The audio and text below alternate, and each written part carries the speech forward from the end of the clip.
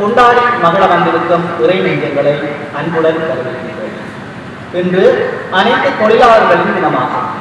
இன்றைய சிந்தனை கருப்பொருளானது புனித சூசையப்பரின் முன்மாதிரியை வாழ்தல் என்பதாகும். இதனை சிறப்பிக்க நமது தந்தையர்களை அழைக்கின்றோம். இன்றைய முதல் வாசகமானது தொடக்க நூலிலிருந்து எடுக்கப்பட்டிருக்கிறது. அதில் இறைவன் இவ்வுலகை படைத்து மனிதனை படைத்து படைப்பனைத்தையும் நிறைவு செய்த பின்னர் ஓய்ந்திருந்தார் என குறிப்பிடப்படுகிறது. இறைவன் தம் படைப்பின் மீது அதிக அன்பும் கரிசனையும் கொண்டுள்ளார் என்பதையும் எல்லாவற்றுக்கும் மேலாக மனிதனை அன்பு செய்கின்றார் என்பதையும் இப்பகுதியினூடாக காண முடிகிறது. இரண்டாம் வாசகமானது தூய பவுல் கொலோசியருக்கு எழுதப்பட்ட திரும்பத்திலிருந்து எடுக்கப்பட்டுள்ளது.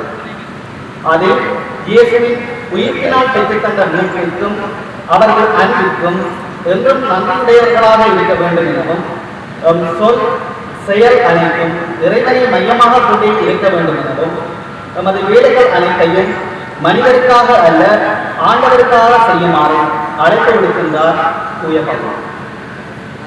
தூய மத்தேயு நற்செய்தியின் மூலம் இயேசுதாம் சொந்த ஊரில் நற்செய்தி அறிவிக்கும் போது இவர் தச்சனின் மகன் என வியப்பில் ஆழ்வதையும் அவர் ஏற்றுக்கொள்ளாமல் வேறு நகரத்துக்கு செல்வதையும் இப்பகுதியினூடாக காண முடிகிறது. இறைமகன் இயேசு தம் பணியினை அனைவருக்கும் ஆற்ற முயன்றார். ஆனால் அவர்கள் அதை மறந்தனர்.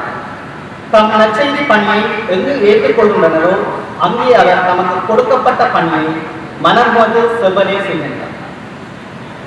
எனவே தொழிலாளர் தினமாகிய இன்று இறைவன் நமது குடும்ப தலைவர்கள் ஒவ்வொருவரையும் நிறைவாக ஆசீர்வதிக்கவும் தூய வளனாரின் ஆசீரும் அருளும் பரிந்துரையும் பாதுகாப்பும் என்றும் இருக்கவும் தொழில் வளங்கள் விருத்தி பெறவும் மேலும் தூய வளனாரின் ஆசீரும் பரிந்துரையும் ஏனைய பங்கு மக்களுக்கும் அவரின் ஆசிரியை பெற வந்திருக்கும் அனைவருக்கும் வெளிநாடுகளில் வாழும் நமது பங்கை சேர்ந்த அனைவருக்கும் கிடைக்க வரம் வேண்டுவதோடு இப்பணியினை ஒப்புக் கொடுக்க வந்திருக்கும் அனைத்து குருக்களுக்காகவும் மன்றாட வேண்டி திருவிழா திருப்பலியிலே பக்தியோடு பங்கு.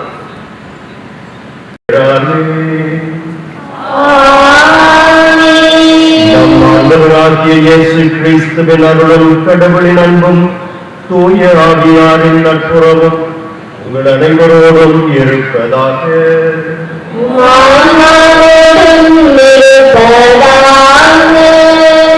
கிறிஸ்தியஸில் அன்பார்ந்த சகோதரர்களே சகோதரிகளே, எங்களுடைய பாதுகாவலர் புனித சூசையப்பரின் திருவிழா இந்நாளில் உங்கள் அனைவரோடும் இணைந்து உங்களுக்காக இந்த திருப்பலியை நாம் ஒப்புக் கொடுப்பதில் பெருமகிழ்ச்சி அடைகின்றோம். புனித சூசையப்பரினுடைய வல்லமையுள்ள பரிந்துரையின் ஊடாக இறைவனின் நிறைவான ஆசீர்வாதங்களும் அருள் வரங்களும் வரப்பிரசாதங்களும் உங்களை வந்தடைய வேண்டும் என்று நாங்கள் ஆசித்து நிற்கின்றோம். சகோதர சகோதரிகளே, தூய மறை நிகழ்வுகளை கொண்டாட நாம் தகுதி பெறும் பொருட்டு நம் பாவங்களை ஏற்றுக்கொள்வோம். எல்லாம் வல்ல இறைவனிடமும் சகோதர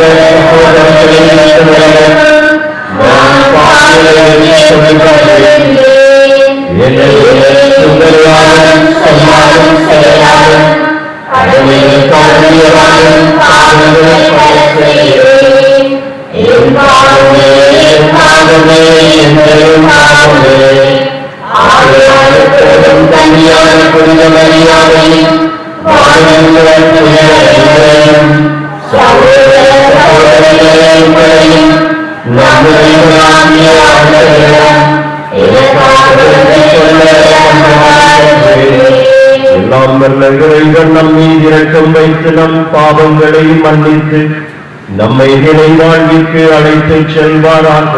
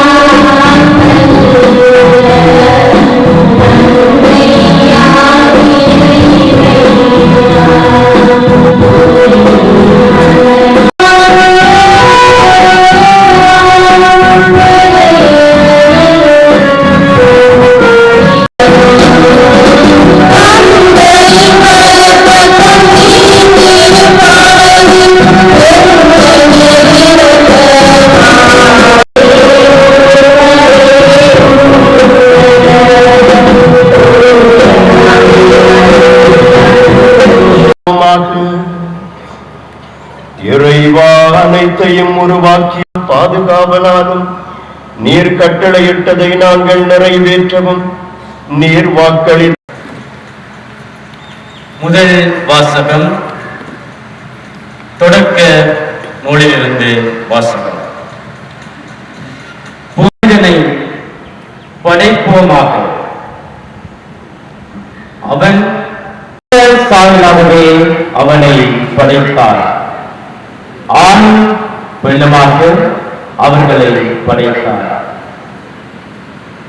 கடவுள் அவர்களை ஆசீர்வதித்து, நீங்கள் பரவி பெருகி பூமியை நிரப்பி அதனை கீழ்ப்படுத்துங்கள். கடல் மீன்களையும் வானத்து பறவைகளையும் பூமியின் மீது அசைந்து உலாவும் உயிரினங்கள் அனைத்தையும் ஆண்டு கொள்ளுங்கள் என்றார். மேலும் கடவுள், இதோ பூமியின் மீது விதை தரும் புற்பூண்டுகள் எல்லாவற்றையும் தத்தம் இனத்தின்படி தம் விதைகளை கொண்டிருக்கும் விதமாக மரங்களையும் உங்களுக்கு உணவாக தந்துள்ளோம். மேலும் பூமியில் உயிர் வாழும் விலங்குகள், வானத்தின் பறக்கும் பறவைகள், உயிரோடு பூமியில் அசையும் எல்லாவற்றிற்கும் அதே புற்பூண்டுகளை உணவாக கொடுத்தோம் என்றார். அதுவும் அப்படியே ஆயிற்று. அப்போது கடவுள் தாம் படைத்த எல்லாவற்றையும் நோக்கினார். அவை எல்லாமே மிகவும் நன்றாக இருந்தன. மாலையும் காலையும் சேர்ந்து 6ஆம் நாளாயிற்று. இவ்வாறு பெண்ணும் மண்ணும் அவற்றிற்கு அளவுகள் யாவும் படைக்கப்பட்டு முடிந்தன. கடவுள் தாம் 7ஆம் நாளைக்கு முன் செய்த வேலைகளை எல்லாம் முடித்துவிட்டு 7ஆம் நாள் ஓய்வு எடுத்தார். மேலும் தாம் செய்ய நினைத்திருந்த வேலைகளை எல்லாம் செய்துவிட்டு நாளே ஓய்வெடுத்தார். எனவே அவ்வேளாம் நாளை ஆசீர்வதித்து பரிசுத்தமாக்கினார். இது ஆண்டவர் வழங்கும் அருள்வாக்கு.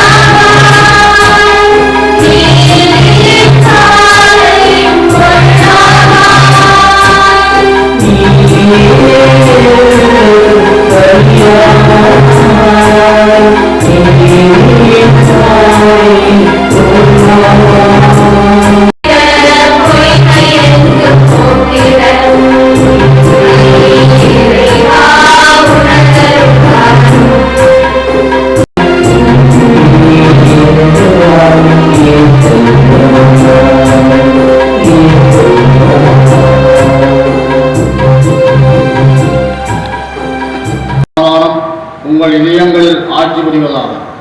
இச்சமாதானத்திற்கு நீங்கள் ஒரே உடலின் உறுப்பினராய் அழைக்கப்பட்டுள்ளீர்கள். நன்றி உள்ளவர்களாக இருங்கள், செய்யுங்கள். அதற்கு கைமாறாக ஆண்டவர் உங்களை தம் வாரிசுகளாக்குவார் என உங்களுக்கு தெரியும் என்றும்.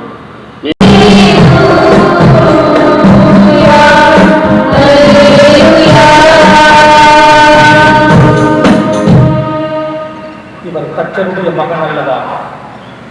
இவருடைய தாய் மரியா என்பவர் தானே? அல்லேலூயா.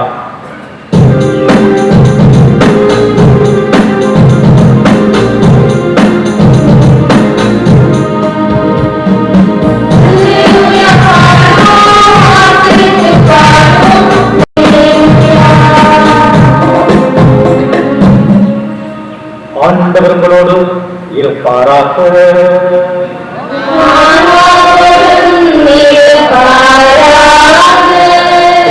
மத்தேயு எழுதிய நற்செய்தியிலிருந்து வாசகம்.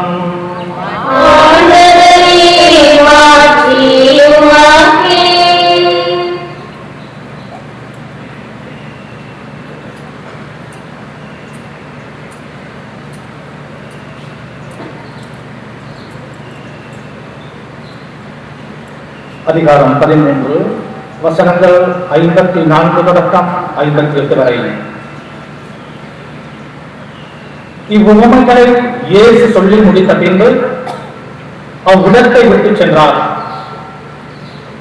தமது சொந்த ஊருக்கு வந்து அங்குள்ள தொழுகை கூடத்தில் அவர்களுக்கு கற்பித்தார். அதை கேட்டவர்கள் வியப்பில் ஆழ்ந்தார்கள். அவர்கள், எங்கிருந்து இந்த ஞானம் இவருக்கு வந்தது? எப்படி இந்த வல்ல செயல்களை செய்கிறார்? இவர் தச்சருடைய மகன் அல்லவா? இவருடைய தாய் மரியா என்பவர் தானே? யாக்கோபு, யோசேப்பு, சீமோன், யூதா ஆகியோர் இவருடைய சகோதரர் அல்லவா? இவர் சகோதரிகள் எல்லாரும் நம்மோடு இருக்கிறார்கள் அல்லவா? பின் இவருக்கு இவையெல்லாம் எங்கிருந்து வந்தன என்றார்கள். இவ்வாறு அவரை ஏற்றுக்கொள்ள அவர்கள் தயங்கினார்கள். இயேசு அவர்களிடம், தம் சொந்த ஊரிலும் வீட்டிலும் தவிர மற்றெங்கும் இறைவாக்கினர் மதிப்பு பெறுவர் என்றார். அவர்களுக்கு நம்பிக்கை இல்லாததால் அவர் அங்கு பல நல்ல செயல்களை செய்யவில்லை.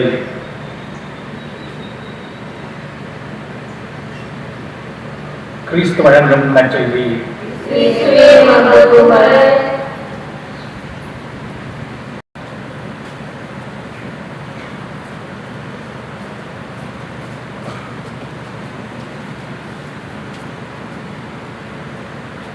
கிறிஸ்து இயேசுவில் அன்பார்ந்த சகோதரர்களே, சகோதரிகளே, முதற்கண் எங்கள் பாதுகாவலர் புனித சூசையப்பரின் பெருவிழா நல்வாழ்த்துக்களை உங்கள் அனைவருக்கும் தெரிவித்துக் கொள்கின்றேன்.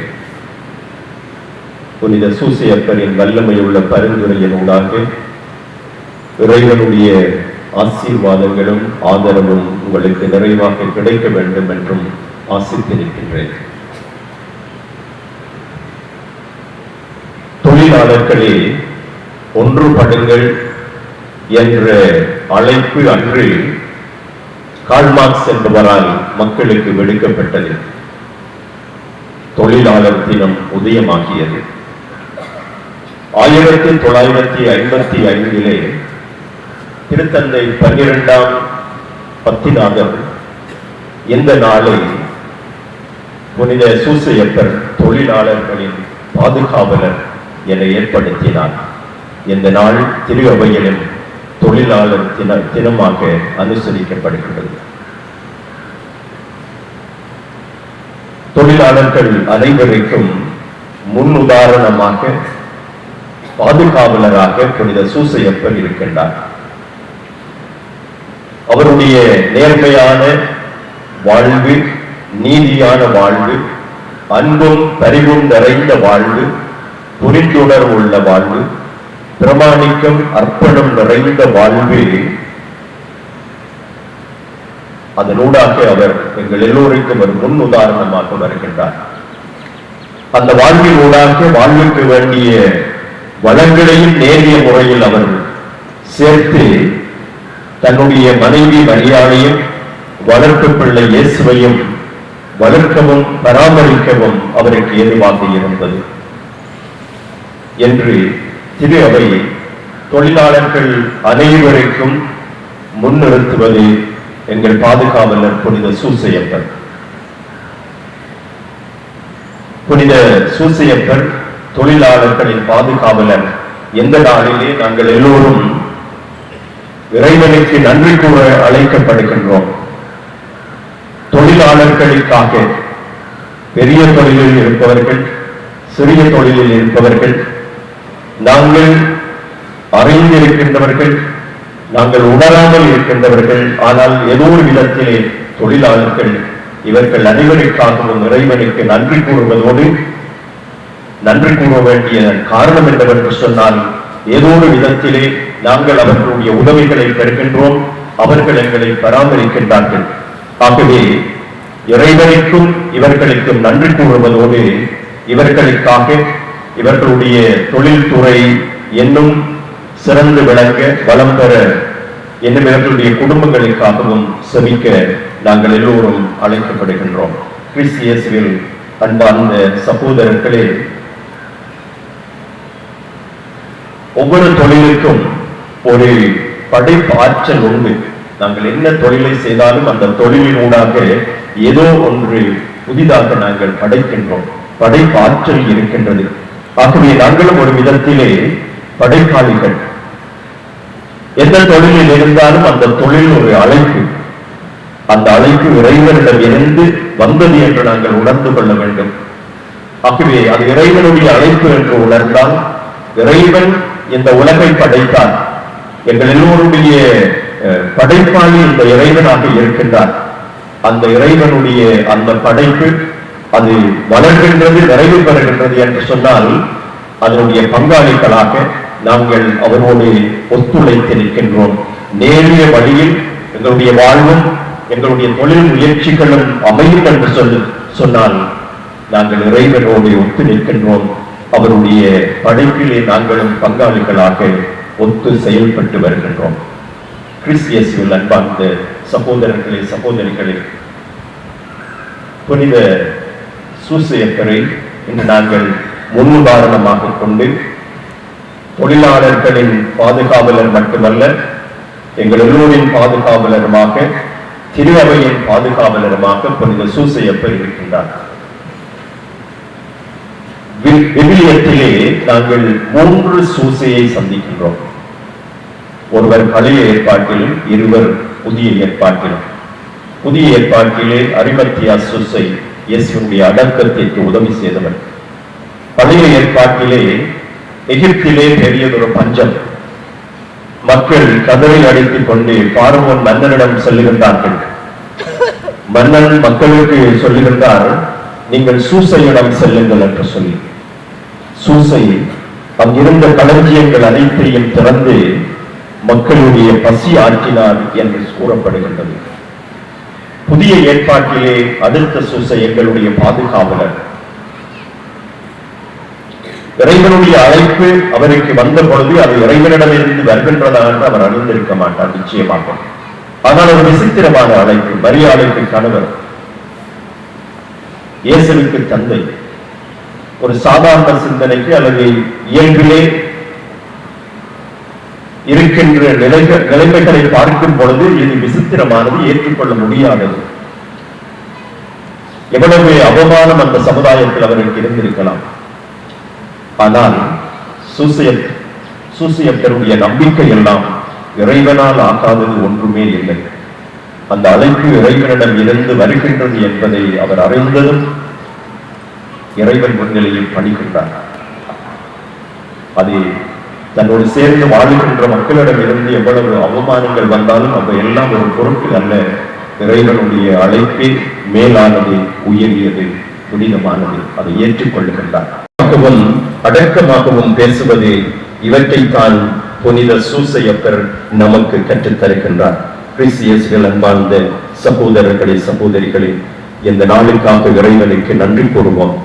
இந்த திருப்பதி தூரத்தை சூழ எங்கள் விதத்திலே பணியாற்றுகின்ற ஒவ்வொருவரையும் நன்றியோடு நினைக்க இறைவன் இந்த ஒரு விழிப்புணர்வை எங்களுக்கு உயர்ந்து திரிகின்ற மனங்களை என்னிடம் கொண்டு வாருங்கள் என்று ஆண்டவர் நம்மை அழைத்து நிற்கின்றார். புனித சூசையப்பருடைய வல்லமையுள்ள பரிந்துரை எனக்கும் உங்கள் ஒவ்வொருவருக்கும் உதவி புரிய வேண்டும்.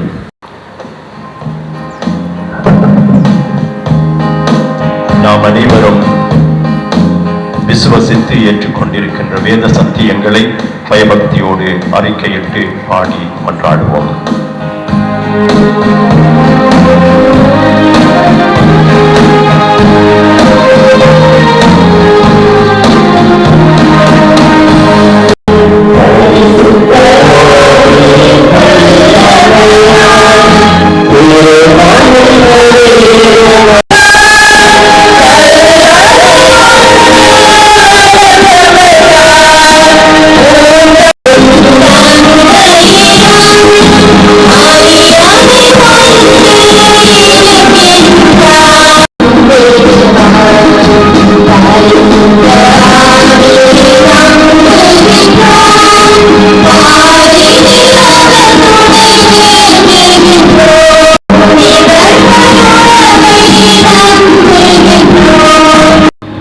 எமது பங்கின் பாதுகாவலரும் தொழிலாளர்களின் பாதுகாவலரும் ஆகிய புனித சூசியப்பருடைய பரிந்துரை மிகவும் வல்லமை மிக்கது.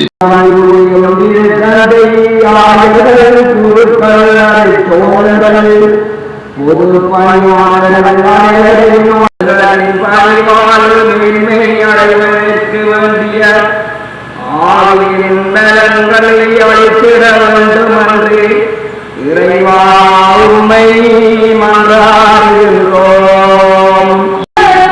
என்றும் வாழும் இரக்கத்தின் தேவனே, நம் பங்கின் தாழ்வாளராம் தூய சூசை மாமுனியின் ஆசி பெற வந்திருக்கும் பங்கு மக்களையும் அவரின் பக்தர்களையும் நீ நிறைவான ஆசீர்வதியும் கிடைக்க அருள் புரிய வேண்டும் என்று இறைவா உம்மை மன்றாடுகின்றோம்.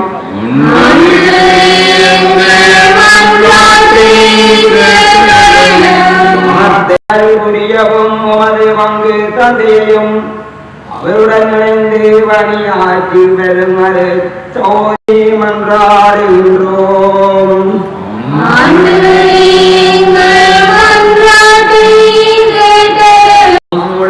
கேட்ட ஊதியம் கிடைத்திடவும் நேர்மையுடனும் உண்மை தன்மையோடு உண்மை மன்றாடுகின்றோம். திருவனே வாங்கிலே வாழ்ந்து இறந்து போன மது உறவுகளுக்காக உம்மிடம் வருகின்றோம். நித்திய அடைப்பாற்றல் அறிய வேண்டும் என்று இறைவா உம்மை எங்களுடைய உள்ளக்கருத்துக்களையும் மௌனமாக இறைவனிடமிருந்து கூறி வேண்டுவோம்.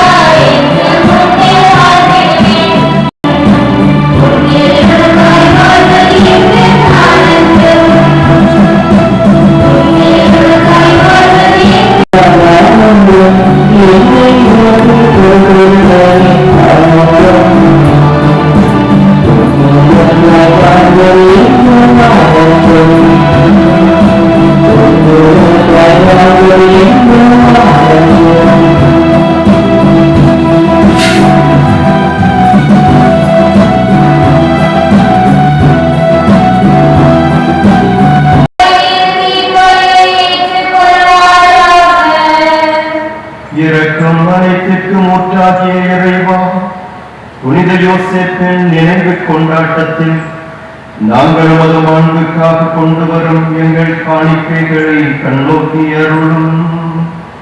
இவ்வாறு உம்மை மன்றாடுவோருக்கு இந்த காணிக்கைகள் பாதுகாவலாயிருக்க கனிவுடன் அருள்வீராக. எங்கள் ஆண்டவராகிய கிறிஸ்து வழியாக உம்மை மன்றாடுகின்றோம். ஆண்டவர் உங்களோடு இருப்பாராக.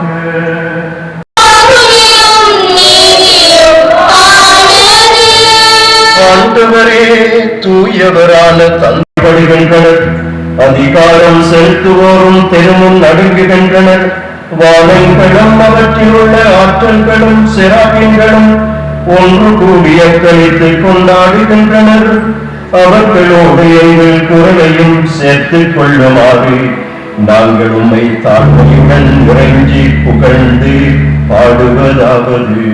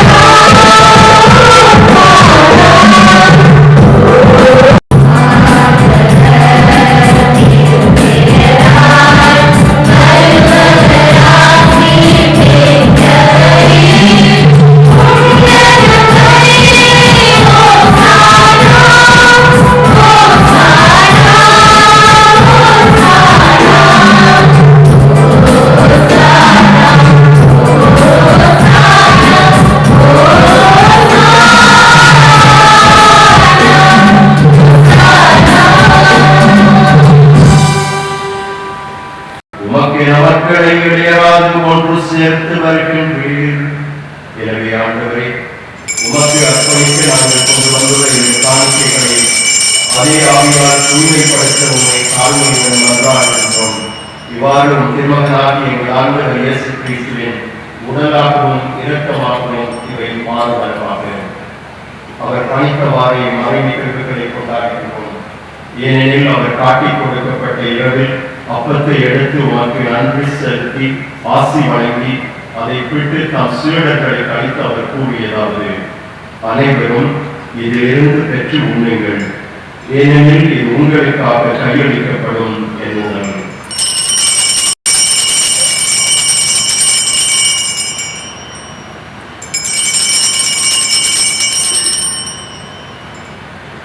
அவ்வளவு இரவு விருந்தை அருந்திய கிண்ணத்தையும் எடுத்து உமக்கு நன்றி செலுத்தி ஆசி வழங்கி அதை தம் சீடர்களை கழித்து அவர் கூறியதாவது: அனைவரும் இதிலிருந்து பெற்று பருகுங்கள், ஏனெனில் இது புதிய நிலையான உடன்படிக்கைக்குரிய என் இரத்தத்தின் கிண்ணம்.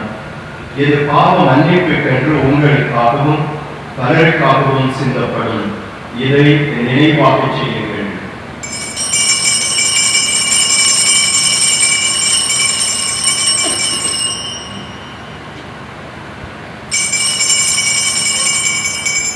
நம்பிக்கையின் மறைபொருள்.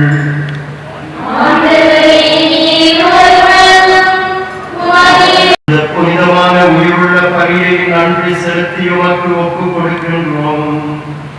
உமது திருவையின் காணிக்கையை கண்ணோக்கி அருள உம்மை மன்றாடுகின்றோம்.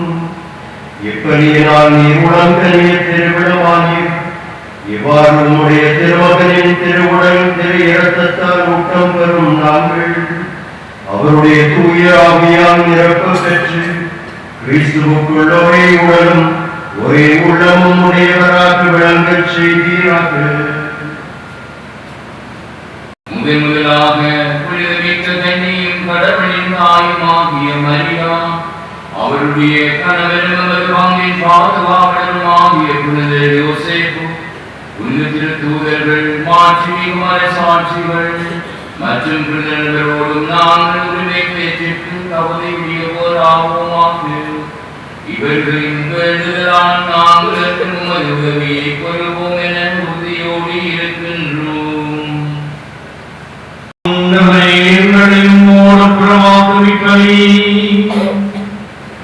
உலகெல்லாம் அமைதியும் மீட்பும் தர வேண்டும் என்று மன்றாடுகின்றோம்.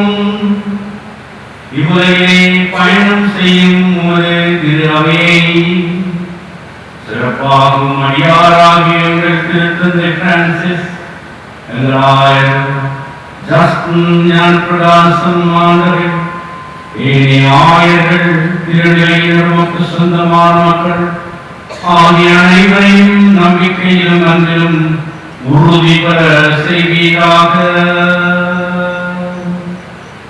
நீர் விரும்பியபடியும் திருமுன் நிற்கின்ற இக்குடும்பத்தின் வேண்டுதல்களுக்கு கனிவுடன் செவிசாய்த்தருளும். கனிவுள்ள தந்தையே, எங்கும் சிதறும் இருக்கும் உம்முடைய பிள்ளைகளை கனிவுடன் நம்மோடு சேர்த்துக் கொள்ளும். இறந்து போனங்கள் சகோதர சகோதரிகளையும் உமக்கு உகந்தவர்களாக வாழ்ந்து இவ்வுலகை விட்டு சென்ற அனைவரையும் உமது ஆட்சியில் கனிவுடன் ஏற்றருளும். வளர்ந்து வென்றீர்.